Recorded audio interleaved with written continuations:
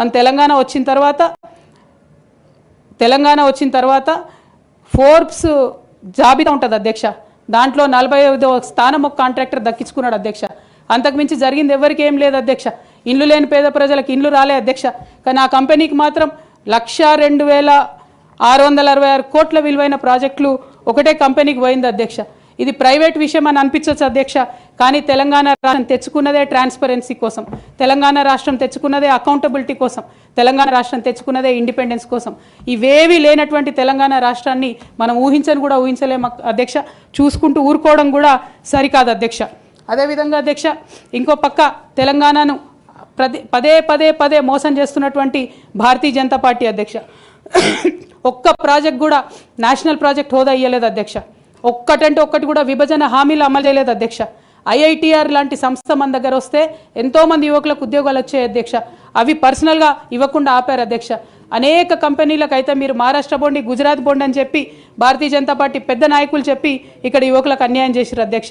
Bharatiya Janata party మీద ఎడతెగని పోరాటం నేను చేశాను అధ్యక్ష. అది పార్లమెంట్లో మాట్లాడడం కావచ్చు, బయట మాట్లాడడం కావచ్చు, అనేక అంశాల మీద కొట్లాడడం కావచ్చు అధ్యక్ష. ఇంత చేస్తే కేసీఆర్ గారి మీద కక్షతో అధ్యక్ష ఆఖరికి నన్ను జైల్లో కూడా పెట్టడం జరిగింది అధ్యక్ష. అయినప్పటికీ ఏనాడు మా పార్టీ నాకు అండగా నిలబడలేదు అధ్యక్ష. 3 సంవత్సరాలు నేను ఒక్కదాన్నే ఈడీతోని, సిబిఐతోని అనేక అంశాల్లో కొట్లాడుకున్న తప్పితే ఎక్కడ కూడా పార్టీ అండగా నిలబడలేదు అధ్యక్ష.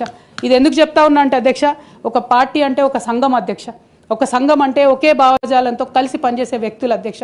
ఒకడు గాయపడి పడిపోతే వాడిని ఎత్తుకొని పోతారు అధ్యక్ష, భుజాల మీద తీసుకొని పోతారు అధ్యక్ష. లేదు నువ్వు మా భావజాలంతో కరెక్ట్గా లేవంటే తీసి ఆనాడే అవతల పడేయాలి అధ్యక్ష.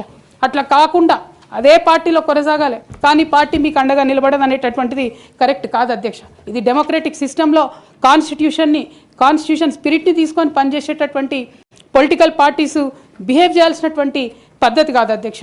ఇవన్నీ ఇట్లా జరుగుతూ వస్తున్నటువంటి క్రమంలో బీఆర్ఎస్ పార్టీ అధికారం కోల్పోయింది అధ్యక్ష. అధికారం కోల్పోయిన తర్వాత కాంగ్రెస్ పార్టీ వచ్చి ఒక ఎంక్వైరీ చేసింది అధ్యక్ష, ఘోష్ కమిటీ అని. బీఆర్ఎస్ పార్టీలో ఉన్నటువంటి ఏ పెద్ద నాయకుడు కూడా మాట్లాడాడు అధ్యక్ష. కేసీఆర్ గారు అంటే ఎవరు మాట్లాడారు, అదే కేటీఆర్ గారినో హరీష్ రావు గారినో అంటే అందరు లేచి నిల్చొని మాట్లాడతారు అధ్యక్ష. నేను ఒకటే అంటే అధ్యక్ష, ఒక నాయకుడిని నమ్ముకొని ప్రాంతీయ పార్టీ అంటే ఏంది అధ్యక్ష? ఒక నాయకుడు అధ్యక్ష. ఆ నాయకుడు ఆయన భావజాలం, ఆయన ఐడియాలజీ మీద నడిచేదే ప్రాంతీయ పార్టీ. అది ఎన్టీఆర్ గారు పెట్టిన పార్టీ కావచ్చు, కేసీఆర్ గారు పెట్టిన పార్టీ కావచ్చు.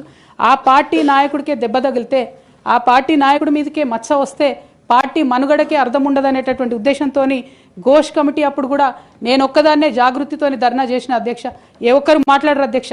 ఆ తర్వాత అర్ధరాత్రి 2 గంటలకు కాంగ్రెస్ ప్రభుత్వం అసెంబ్లీలో సిబిఐ ఎంక్వైరీకి ఇస్తామంటే కూడా తెల్లారి 12, 1 గంటలు, 2 గంటల వరకు కూడా మా బీఆర్ఎస్ పార్టీలో ఒక్క పెద్ద నాయకుడు కూడా మాట్లాడాడు అధ్యక్ష.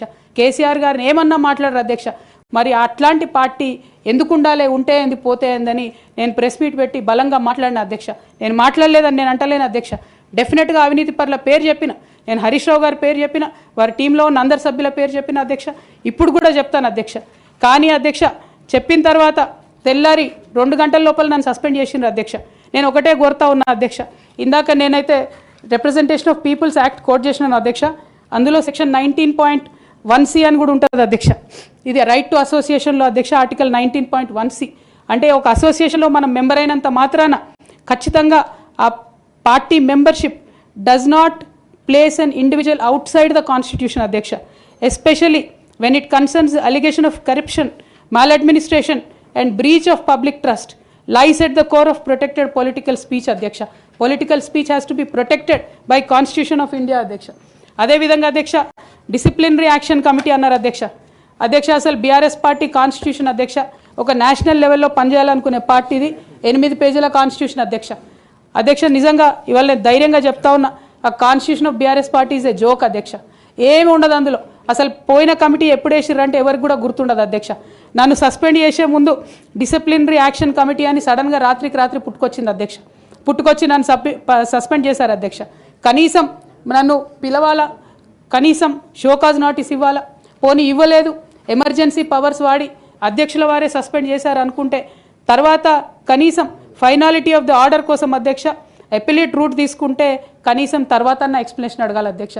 ఎటువంటి పద్ధతి లేదు అధ్యక్ష. ఒక పార్టీ నడిపే పద్ధతి డెఫినెట్గా ఇది కాదు అధ్యక్ష.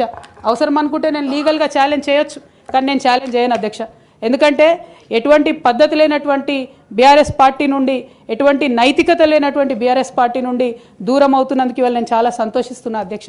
నా కుటుంబం, నా పార్టీ, నా రక్తం, నా చెమట, నేను 20 సంవత్సరాలు తెలంగాణ ఉద్యమం కోసం నేను పడ్డటువంటి శ్రమ, నేను చేసినటువంటి కష్టం గుర్తించకుండా ఒక చిన్న ఉరిదీసేవాడిని కూడా అడుగుతారు అధ్యక్ష. ఈ దేశంలో అంత మంచి దేశం మనది, అయినా కూడా సస్పెండ్ చేశారంటే చాలా సంతోషిస్తున్నా అధ్యక్ష. ఇవాళ నేను వేరే ఏం లేదు.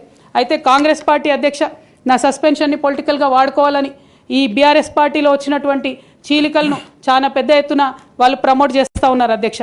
ప్రత్యేకించి వారు నాపై చేస్తున్న ఆరోపణ అధ్యక్ష, ఇది ఆస్తుల పంచాయతీ, ఆత్మగౌరవం పంచాయతీ కాదని చెప్తా ఉన్నారు అధ్యక్ష.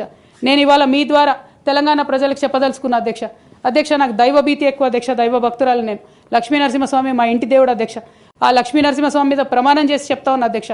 ఒక మహిళగా నాకు 2 కొడుకులు ఉన్నారు అధ్యక్ష, వాళ్ళిద్దరి మీద ప్రమాణం చేసి చెప్తా ఉన్నాను, నాది ఆస్తుల పంచాయతీ కాదు అధ్యక్ష, నాది ఆత్మగౌరవం పంచాయతీ. నేను ఏ విషయమైనా, ఉద్యమకారుల విషయమైనా, బీసీల విషయమైనా, మహిళల విషయమైనా ఏదైనా నిలదీసి అడిగినా అధ్యక్ష, రేపు కూడా అడుగుతా అధ్యక్ష. అందులో ఎట్టి పరిస్థితులలో కాంప్రమైజ్ అయ్యే విషయమే లేదు అధ్యక్ష. ఈ సందర్భంగా తమరికి కూడా నేను ఒక మాట చెప్తా ఉన్నా అధ్యక్ష. మన రాష్ట్రంలో 17 లోక్సభ స్థానాలు ఉంటాయి అధ్యక్ష, ఒకటే ఒక ఉమెన్ ఎంపీ అధ్యక్ష. 119 అసెంబ్లీ సీట్లు ఉంటాయి అధ్యక్ష. అన్ని పార్టీలు కలిపి 8 మంది ఉన్నారు అధ్యక్ష మహిళలు. 40 మంది ఉన్న ఈ శాసన మండలిలో 3 ఉన్నాం అధ్యక్ష లేడీస్. మేము ఇక నేను పోతే 2 మిగులుతారు అధ్యక్ష. కానీ ఎంత అన్యాయం అంటే అధ్యక్ష, ఎంత చిన్న చూపు అంటే మహిళలు అంటే, పొలిటికల్ పార్టీస్కైనా ఆఖరికి కౌన్సిల్ కూడా అధ్యక్ష. నేను నిన్న మొన్న ఫామ్స్ సైన్ చేస్తున్నా అధ్యక్ష, ఎక్కడా కూడా సభ్యురాలని లేదు అధ్యక్ష. ప్రతి చోట కూడా సభ్యుడనే ఉన్నది. తమరన్న దయచేసి మార్చాలి అధ్యక్ష. ఈ మొత్తం 4 కోట్ల